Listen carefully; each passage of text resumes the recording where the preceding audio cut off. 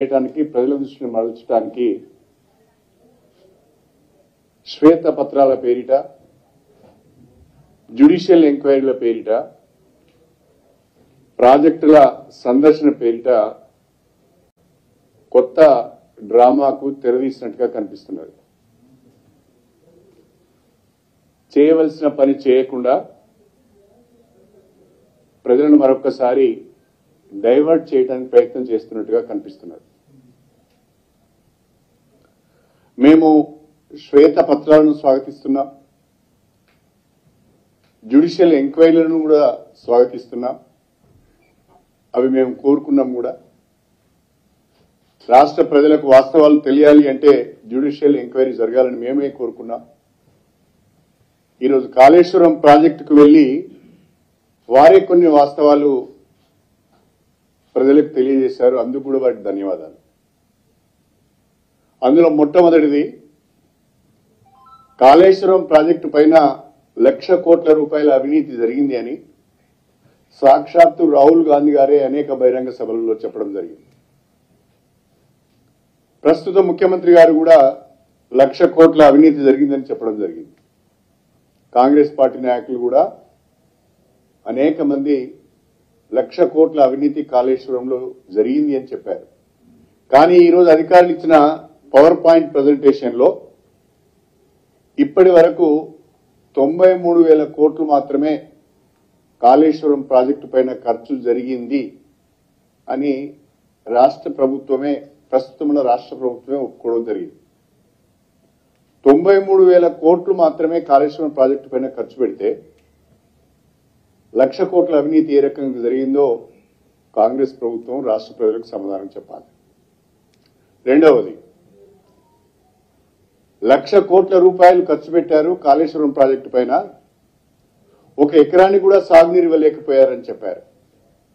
కానీ ఈ రోజు అధికారులు ఇచ్చిన పవర్ పాయింట్ ప్రజెంటేషన్ లో కాళేశ్వరం ప్రాజెక్టు ద్వారా నేరుగా 98,000 కొత్త ఆయకట్టుకు నీరిచ్చామని చెప్పి వాళ్ళే ఒప్పుకున్నారు. ఒకవైపు శ్రీరామ్ సాగర్ ప్రాజెక్టు మొదటి దశ, రెండవ దశ లోయర్ మానేర్ డ్యామ్ కు దిగువన నల్గొండ జిల్లాలోని తుంగతుర్తి, సూర్యాపేట, కోదాడ వరకు కూడా కలుపుకొని 15 లక్షల ఎకరాల వరకు స్టెబిలైజేషన్ జరిగింది. కొత్తగా 98,000 ఎకరాలకు సాగునీరు వచ్చింది అని చెప్పి రాష్ట్ర ప్రభుత్వమే ఇవాళ పవర్ పాయింట్ ప్రజెంటేషన్ లో చెప్పడం జరిగింది. అంటే నిన్నటి వరకు కాంగ్రెస్ పార్టీ వాళ్ళు గత బీఆర్ఎస్ ప్రభుత్వం పైన చేసిన ఆరోపణలన్నీ కూడా కాళేశ్వరం విషయంలో అవాస్తవమని తేలింది. 1 ఎకరానికి సాగునీరు అందలేదని, 1,00,000 కోట్ల అవినీతి జరిగింది అని ఎన్నికల సమయంలో ఏదైతే ప్రజల్లోకి బలంగా తీసుకువెళ్లే ప్రయత్నం చేసి సఫలీకృతమయ్యారో అది అవాస్తవం అనేది ఈరోజు వారి మాటల్లోనే, వారి పవర్ పాయింట్ ప్రజెంటేషన్ లోనే చాలా స్పష్టంగా తెలియవచ్చింది. ఇవాళ భారీ నీటిపారుదల శాఖ మంత్రి గారు ఒక మాట చెప్పారు. తుమ్మిడిహట్టి దగ్గరనే తిరిగి మేము ప్రాజెక్టును ప్రారంభిస్తాం. తుమ్మిడిహట్టి ప్రాజెక్టు అనేది గ్రావిటీ ద్వారా సాగునీరు అందిస్తుందని మరొక తప్పుడు మాట మాట్లాడారు. తుమ్మిడిహట్టి దగ్గర చేపట్టే ప్రాజెక్టు కూడా లిఫ్ట్ ఇరిగేషన్ ప్రాజెక్టే. అందులో కూడా లిఫ్ట్ ఉన్నది, దానికి కూడా పవర్ కన్జంప్షన్ ఉన్నది. అది గ్రావిటీ కెనాల్ కాదు, గ్రావిటీ ద్వారా సాగునీరు రాదు. తుమ్మిడిహట్టి దగ్గర స్వర్గీయ రాజశేఖర రెడ్డి గారు 16 డిసెంబర్ 2008లో శంకుస్థాపన చేశారు. అంతకుముందే 2015 నుంచే దానిపైన వ్యాప్కాస్ట్ ద్వారా సర్వే చేపించారు, ఎస్టిమేట్స్ చేశారు, కేంద్ర జలవనరుల సంఘానికి ప్రతిపాదన కూడా పంపించారు. కేంద్ర జలవనరుల సంఘం చాలా స్పష్టంగా చెప్పింది, మీరు అనుకున్నట్టుగా 160 టీఎంసీల నీటి లభ్యత తమిడిహట్టి దగ్గర లేదు. ఎగువ రాష్ట్రాలు వాడుకుంటే మీకు 100 టీఎంసీలు కూడా దొరకవు. అక్కడ మీరు ప్రతిపాదించిన ప్రాజెక్టు సక్సెస్ కాదు, వాటర్ అవైలబిలిటీ లేదు అని చెప్పి కేంద్ర జలవనరుల సంఘం రాష్ట్ర ప్రభుత్వానికి లేఖ ద్వారా చాలా స్పష్టంగా 2015లోనే తెలియజేయడం జరిగింది. అంతేకాకుండా మహారాష్ట్ర ప్రభుత్వం అప్పుడున్న ముఖ్యమంత్రి చాలా స్పష్టంగా మన రాష్ట్ర ముఖ్యమంత్రి కిరణ్ కుమార్ రెడ్డి గారికి లెటర్ రాస్తూ, మీరు తొందరపడి తమిళహట్టి దగ్గర 152 మీటర్ల ఎత్తుతోని ప్రాజెక్ట్ నిర్మాణం చేస్తున్నారు, దానికి మేము ఒప్పుకోవడం లేదు.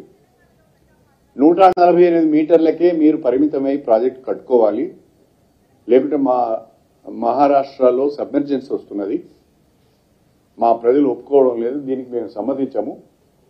మీరు యూనిలేటరల్ గా అంటే మా అంగీకారం లేకుండానే గనక మీరు నిర్మాణం చేస్తే జరగబోయే పరిణామాలకు మీరే బాధ్యత వహించవలసి వస్తుంది, మీరు పెట్టే ఖర్చంతా కూడా నీళ్ల పాలైందని చెప్పి ఆయన చాలా స్పష్టంగా ఒక లెటర్, ఇది 5 అక్టోబర్ 2013న మహారాష్ట్ర ముఖ్యమంత్రి గారు మన రాష్ట్ర ముఖ్యమంత్రి కిరణ్ కుమార్ రెడ్డి గారికి ఒక లేఖ రాశారు. అదేవిధంగా సెంట్రల్ వాటర్ కమిషన్, ఇదైతే సెంట్రల్ వాటర్ కమిషన్ కూడా మనకు ఒక లెటర్ రాసింది, సిడబ్ల్యూసి డేటెడ్ అగైన్, ఇది కూడా 2008లోనే. వీళ్ళు కూడా చాలా స్పష్టంగా చెప్పారు, వాటర్ అవైలబిలిటీ లేదు, మీరు స్టోరేజ్ రిజర్వాయర్లను కూడా పెంచుకోవాల్సిన అవసరం ఉన్నది, మరి ఆ రకంగా మీ ప్రతిపాదన లేదు, ఇది మేము వాటర్ అవైలబిలిటీ లేనప్పుడు దీన్ని అంగీకరించే అవకాశం లేదు అని చెప్పి వాళ్ళు కూడా చాలా స్పష్టంగా సిడబ్ల్యూసి కూడా చెప్పింది. అంటే కేంద్ర జలవనరుల సంఘం తమిళహట్టి దగ్గర మీరు అనుకున్నట్టుగా 160 టీఎంసీల వాటర్ అవైలబిలిటీ ఉండడం లేదు, కాబట్టి అక్కడ ప్రాజెక్టు కట్టుకోవడం వల్ల లాభం లేదు అని చాలా స్పష్టంగా చెప్పారు. మహారాష్ట్ర ప్రభుత్వం 152 మీటర్ల ఎత్తుతో మీరు ప్రాజెక్టు కనుక కట్టినట్లయితే దానికి మేము సమ్మతించడం లేదు, దానికి పూర్తి బాధ్యత మీరే వహించాలని చెప్పి మనకు లేఖ రాసింది. అయినా కూడా డిసెంబర్ 16, 2008లో అప్పటి ముఖ్యమంత్రి రాజశేఖర రెడ్డి గారు దీనికి ఫౌండేషన్ వేశారు. 2008 నుంచి జూన్ 2014 వరకు కాంగ్రెస్ పార్టీ అప్పటి ఆంధ్రప్రదేశ్లో అధికారంలో ఉన్నది. నేను అడుగుతున్నా, ప్రస్తుతం ఉన్న కాంగ్రెస్ పార్టీ నాయకులు ఆనాడు కూడా ఉన్నారు మంత్రులుగా, ఈనాడు మంత్రులుగా ఉన్న వాళ్ళు కొంతమంది ఆనాడు కూడా మంత్రులుగా ఉన్నారు. 2008 నుంచి 2014 వరకు కేంద్రంలో కాంగ్రెస్ పార్టీ అధికారంలో ఉన్నది, మహారాష్ట్రలో కాంగ్రెస్ పార్టీ అధికారంలో ఉన్నది, ఉమ్మడి ఆంధ్రప్రదేశ్లో కూడా కాంగ్రెస్ పార్టీ అధికారంలో ఉన్నది. కేంద్రంలో 2 రాష్ట్రాల్లో అధికారంలో ఉన్న మీరు మహారాష్ట్రతోని ఒప్పందం చేసుకోలేకపోయారు, కేంద్ర జలవనరుల సంఘం నుంచి అనుమతి తెచ్చుకోలేకపోయారు. అది మీ వైఫల్యం కాదా అని నేను అడుగుతున్నా. ఫౌండేషన్ వేసిన రోజున 4 ఏళ్లలో పూర్తి చేస్తామన్నారు, కానీ 8 ఏళ్ళైనా కనీసము అనుమతులు కూడా మీరు తెచ్చుకోలేకపోయారు. అంతేకాకుండా